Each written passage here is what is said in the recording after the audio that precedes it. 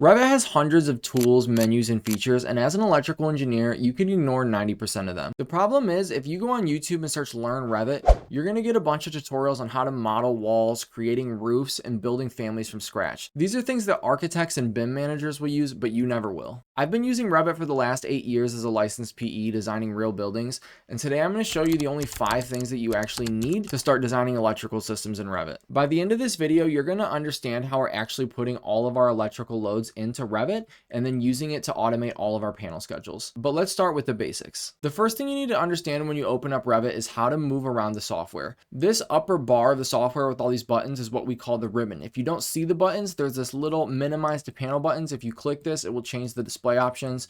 I like to work with it here so I can see all of my options. The second thing you want to do is make sure that you've got the view tab checked and find user interface.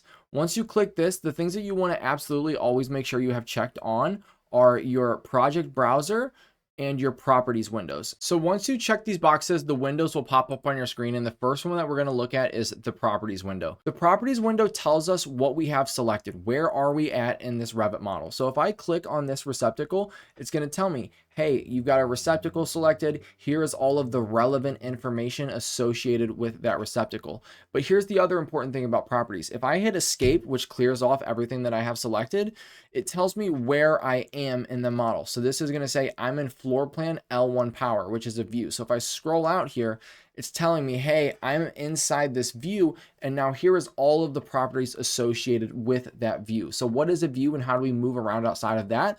Well, that brings me to the next window, which is our project browser. So the project browser is how we actually navigate to different areas within our Revit model. So for example, I just said we were in one view. If I wanted to see all of the views in our project, I could open up views. I could see, okay, we've got a first floor power view. We've got a second floor power view. So aside from just views, the project browser is how we're going to get around to other very important areas of our model. So you can see them all listed here. We'll use all of these, but the ones I want to highlight in our video that we're using every single day are sheets and families. So that brings me to the next thing that we really need to understand, which is the difference between views and sheets. In a Revit model, unlike AutoCAD, we actually have a model, a 3-dimensional model. The architect is going to send us this building, and then what our job is to issue a set of construction documents, which are going to be a set of PDFs, right? So to do that, we will create sheets. So if we go down into our project browser and open up a sheet, I can say, okay, this is my power plan sheet.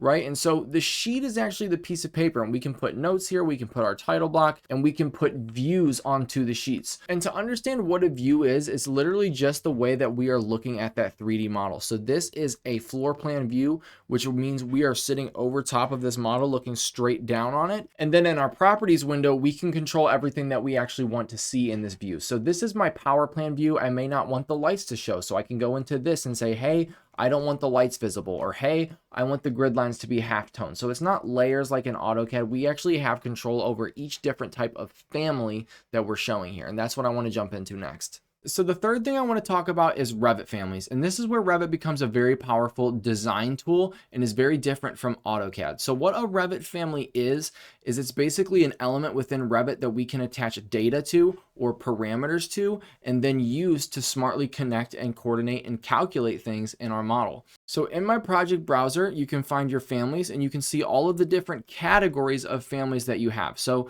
it's important to understand that a family is a file, and then we organize them in this hierarchy where you'll have categories of families. So there's a whole category called electrical fixtures, which contains a bunch of different families. Inside of Revit, I've got, okay, a BETI GFCI receptacle family. And within that family, I've got different types of that BETI GFCI receptacle.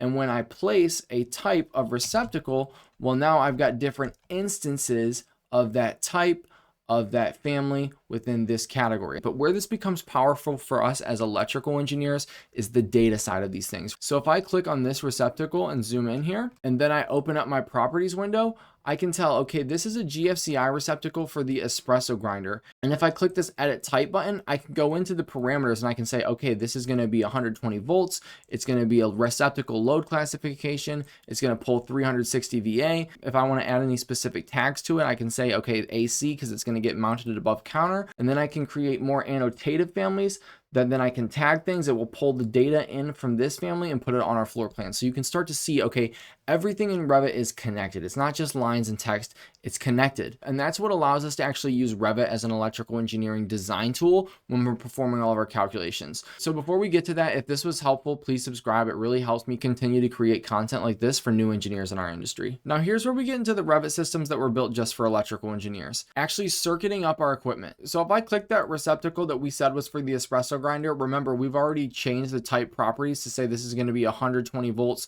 360 VA receptacle load classification. Well, now I can use Revit to actually power this up. So I can hit power button up here, and then Revit's going to drop down for the available panels that actually have 120 volt available in this Revit model. I can click that, so I'm going to put it onto panel L. And over here in our properties window, you can see all of the data now associated with the actual electrical circuit. It's going to be on a 20 amp circuit breaker on panel L on circuit number 2. So now that we've actually got that added to the panel, I'm going to hit TG on my keyboard to add a tag. And then I can click on that receptacle and it will automatically know, okay, for this receptacle, Revit is reading that is on panel L circuit number 2.